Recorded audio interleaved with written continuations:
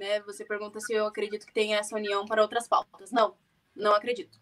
Acredito que é uma união muito específica para a pauta do Enem. E por quê?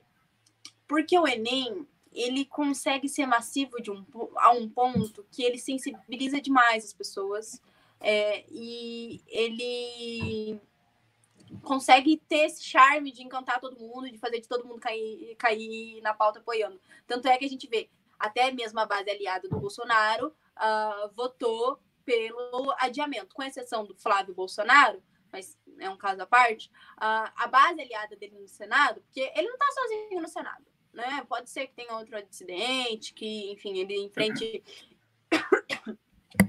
Nossa, desculpa. Que ele enfrente divergências, mas ele tem um grupo de apoio. E até mesmo esse grupo de apoio rompe com ele na pauta do Enem. Então, o que a gente tem percebido é que o Enem tem sido um grande problema para o governo Bolsonaro. Já no começo do ano, a gente teve, né, uma série de problemas com o Enem, problemas de nota, problema no SISU, no ProUni, no FIES, de lançamento, enfim, inúmeros problemas. O Enem foi um caos. O Enem foi um caos. Sempre. Né? O ano passado inteiro o Enem foi um caos. Teve prova vazada enquanto a gente fazia prova, teve problemas estruturais, depois teve todas as questões da nota, de avaliação, que é quando estoura de fato o problema, né? E quando o Abraham Weintraub quase perde o cargo. Mas qual é interessante de analisar? É que nesses dois momentos, o governo Bolsonaro é fragilizado pelo Enem. Nesses dois momentos, o Enem consegue abranger um apoio muito grande de inúmeros setores da sociedade, não só dos estudantes das escolas públicas, mas inclusive de gente que nunca pisou na escola pública, ou de influencer, ou de gente que inclusive apoia políticas liberais e neoliberais para a educação, de gente que apoia a educação à distância, mas ele consegue sensibilizar nessa pauta e consegue criar uma unidade que consegue enfrentar o projeto do governo Bolsonaro. Mas, na minha avaliação, isso é uma característica muito específica do Enem. Não é uma característica, por exemplo, que a gente vai conseguir fazer no Fundeb, que é o Fundo Nacional de Desenvolvimento da Educação Básica. Não é uma característica de enfrentamento que a gente vai conseguir fazer no EAD, né? Mas por que o Enem sensibiliza tanto? Porque o Enem, ele afeta principalmente o estudante da escola pública, é óbvio, nós somos os mais prejudicados, mas o Enem, ele é para todos os estudantes, para todos. Então, nesse momento agora, todos os estudantes, mesmo aqueles que já têm se preparado antes, mesmo aqueles lá de escola particular, se sentem prejudicados com a avaliação do Enem agora, né? Mais do que isso, o Enem, pela sua característica de ser um facilitador do acesso ao ensino superior, de ter, de abrigar tantos programas de acesso ao ensino superior, como o FIES, o SISU e o ProUni, ele sensibiliza. Ele sensibiliza porque você está falando da possibilidade de ascensão de uma pessoa, você está falando de um sonho, você está falando de uma disputa que a pessoa precisa ter o direito de disputar em condições minimamente iguais, apesar de a gente saber que não é. Ou seja, o Enem tem um apelo emocional e uma carga muito pesada, porque o Enem representa muita coisa para os estudantes brasileiros, principalmente para aqueles em vulnerabilidade social maior. E para todos aqueles que têm o mínimo de decência na vida, o mínimo de coerência, conseguem compreender a importância do Enem e se sensibilizar ao que tem acontecido com o exame, né? Então, acredito que o Enem consegue fazer essa mobilização tão grande, tão ampla, justamente por conta disso, né? Justamente por conta disso. Porque ele mexe com... Primeiro, ele mexe com uma pluralidade de estudantes, do rico ao pobre, e então isso já ajuda a pauta. Segundo, porque ele vai mexer com uma característica que é da possibilidade de poder sonhar, da possibilidade de poder acessar o ensino superior, da chance de poder acessar o ensino superior. E daí, até o discurso mais meritocrático da vida tem que admitir que você precisa deixar esse estudante estudar para fazer isso, que se ele não tem condições de estudar agora, ele não tem condições de competir. Então, é por isso que o Enem consegue ter uma mobilização muito grande. E por quê? O Enem mobiliza cerca de 5 milhões de estudantes. É muita gente. É muita gente. Então, se só dos estudantes inscritos ele mobiliza tanta gente, ele tem uma inserção muito maior na sociedade, porque é muita gente sobre a mesma pauta falando sobre a mesma coisa. E daí, todo mundo que simpatiza um pouquinho mais vai e entra na pauta também. que é mais ou menos a mesma coisa que aconteceu com os cortes nas universidades. A gente teve um apoio grande, até mesmo das instituições privadas, etc., mas porque era muito irracional, era uma loucura muito grande. E porque você pegar e chegar e falar que vai tirar recurso da educação superior, que é o que mais produz ciência no Brasil, é você, inclusive, botar o dedo na ferida para as elites brasileiras que estão dentro das universidades públicas. Ou seja, são pautas que conseguem sensibilizar todo mundo porque ela é problema de todo mundo e porque quem tem o mínimo de humanidade consegue se sensibilizar.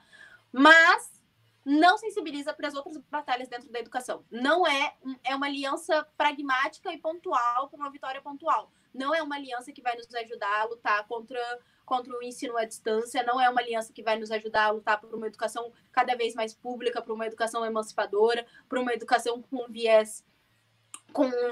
viés que trabalhe a integralidade do estudante, que não seja só no viés do ensino técnico. Ou seja, é uma aliança pragmática e pontual para uma vitória pontual, que é em relação ao adiamento do Enem, que é em relação à correção das provas do Enem, que é em relação a bloquear o contingenciamento, né, barrar o contingenciamento. Ou seja, algumas pautas na educação, elas conseguem assumir uma unanimidade de defesa contra o governo Bolsonaro. Né? Acho que esse é o primeiro ponto. Porque o Enem tem, apesar de estar sendo muito agredido, ele tem conseguido sobreviver, tem conseguido ganhar essas pequenas batalhas por conta disso. E é por isso que a gente vai ver muita gente se manifestando, a gente vai ver a Maísa, a gente vai ver o Luciano Huck, a gente vai ver o Felipe Neto, a gente vai ver a Paola... Agora esqueci como fala o outro nome dela. Ou seja, a gente vai ver todo mundo. Vai ver o Rodrigo Maia, vai ver da direita e da esquerda os conservadores, né? Porque ele tem essa identidade. Mas, né, agora voltando para o ponto de vista assim, mais prático, por qual a necessidade de adiar o Enem? Acho que é muito do que a gente falou sobre o ensino à distância, né? É muito disso. Acho que o governo não analisou desse ponto de vista, mas são duas as questões de por que adiar o Enem. Primeiro, pela conta da grande desigualdade social e da falta de oportunidade dos estudantes da escola pública poderem estar estudando na modalidade do ensino à distância e de estar tendo acesso à educação. Esse é um ponto. O segundo ponto é que a gente tem que pensar que a gente está no meio de uma pandemia, A gente tem que ter um planejamento muito detalhado para tudo. Então, a gente tem que ter planejamento para aplicar essas provas, a gente tem que ter política sanitária, a gente tem que ter recomendação da OMS, a gente tem que ter recomendação do Ministério da Saúde. Ou seja, não existia a menor possibilidade de aplicar esse exame em novembro. Não existia, nem do ponto de vista prático, nem nada. Só se eles fizessem uma loucura muito grande e quisessem daí dar um segundo surto de pandemia para a gente lá em novembro, né? Ou seja, são muitos problemas, muitos problemas que a gente enfrenta, né? E a pauta do Enem é basicamente para essas duas questões. Então, o adiamento do Enem agora representa uma vitória, principalmente para os estudantes da escola pública, que vão, de alguma maneira ou outra, conseguir um pouquinho mais de tempo para correr atrás do preparo que eles não estão podendo ter agora. Seja porque não têm acesso ao ensino à distância, seja porque não estão com condições de saúde mental para isso, seja porque estão tendo que trabalhar durante essa pandemia, seja por uma série de questões de fatores, né? Os outros estudantes das escolas privadas, eles vão continuar se preparando, eles estão correndo ainda, né? Eles ainda estão correndo, eles não pararam. É um jeito mais fácil só de dar um pouquinho mais de tempo para os estudantes das escolas públicas de se prepararem um pouco melhor, de conseguirem correr um pouco mais atrás do prejuízo, de, quem sabe, daqui a uns meses voltarem a ter as aulas, ter um apoio dos professores e etc, né? Porque a gente tem que lembrar também que não é uma realidade dos estudantes da escola pública fazer cursinho para o Enem. Isso é uma realidade totalmente da minoria da escola pública, né? Fazer cursinho para o Enem, se preparar de outras formas, cara, é fora da realidade dos estudantes de escola pública. A maioria de nós nos preparamos pelo terceiro ano da escola, por tudo que a gente aprendeu nos 3 anos, e assim, fazendo uma revisão uns meses antes da prova, porque simplesmente a gente não tem condições, muitas vezes, para pagar um cursinho que tá aí na média. Cara, um cursinho mais ou menos, tá numa média de uns 200, 300 reais. Tipo, é muita grana. É muita grana. Isso daí dá, sei lá, tipo, acho que um terço do meu salário. É muita coisa para você dispor disso num cursinho para fazer um exame que você nem sabe se vai passar, né? E é claro que a gente tem, assim, cursinhos populares e que ajudam os estudantes, mas, mano, isso atinge a minoria dos estudantes. São importantes e tem que continuar, mas não atinge todos os estudantes. Então, essa realidade de fazer cursinho, de ter outros tipos de preparação para o Enem, não é uma realidade de estudante de escola pública. O adiamento do Enem é importante para quê? Você consiga dar o mínimo de oportunidade para esses estudantes correrem atrás do prejuízo.